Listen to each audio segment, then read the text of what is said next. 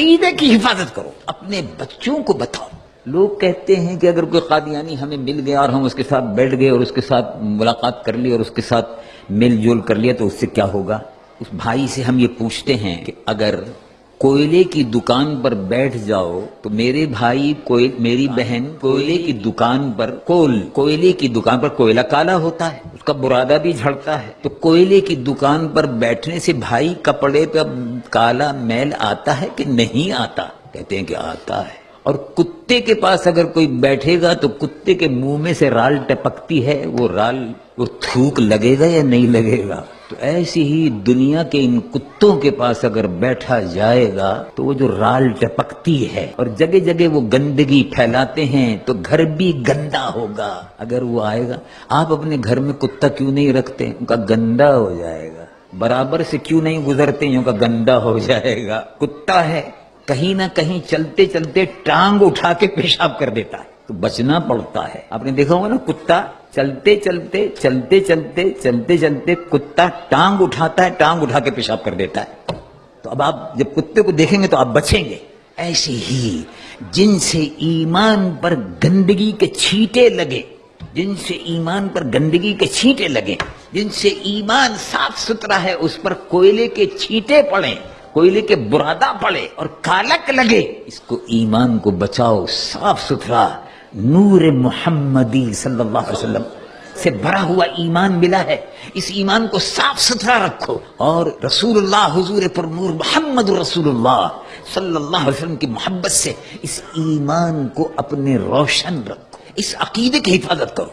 اور اگر صحبت برے لوگوں کی، اسلام کے دشمنوں کی صحبت میں، اور خاص طور سے مرزائی قادیانی رسول اللہ کی نبوت کے دشمنان ختم نبوت سے میل جول سے، ملنے جلنے سے ایمان پر جو دھبے لگ جائیں گے ان سے ایمان کو بچاؤ۔ یہ ہمارا اور آپ کا فریضہ ہے۔ اور ایمان کے بچانے کے لیے تو میرے محترم بھائی صحابہ رضوان اللہ علیہم اجمعین اپنی جانوں کا نذرانہ پیش کر دیتے تھے، ایمان بچا لیتے تھے۔ دیکھو مکہ شریف سے ایمان بچا کر صحابہ مکہ شریف سے ایمان بچا کر لے آئے، جائیداد، مکان، دکان، کاروبار سب مکے میں چھوڑ دیا، سب مدینہ شریف آ گئے۔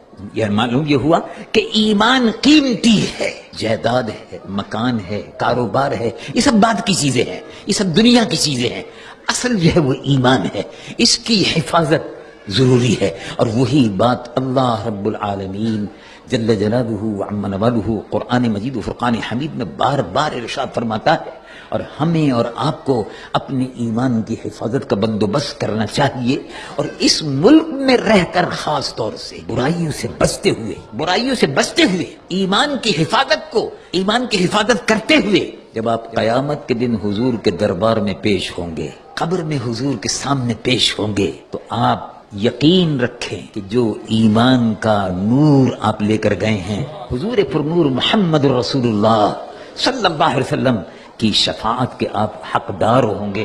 اللہ تبارک و تعالی مجھ گناہگار و سیاہکار کو بھی، آپ کے اور ہمیں سب کو عقیدہ ختم نبوت کی حفاظت کی توفیق و سعادت عطا فرمائے، اور عقیدہ ختم نبوت کے تحفظ کے لیے مسجدوں کی حفاظت، جامعہ کی حفاظت، دارالعلوم کی حفاظت، یہ سب مرکز ہیں، ان سب کی حفاظت یہ بھی ایمان کا حصہ ہے۔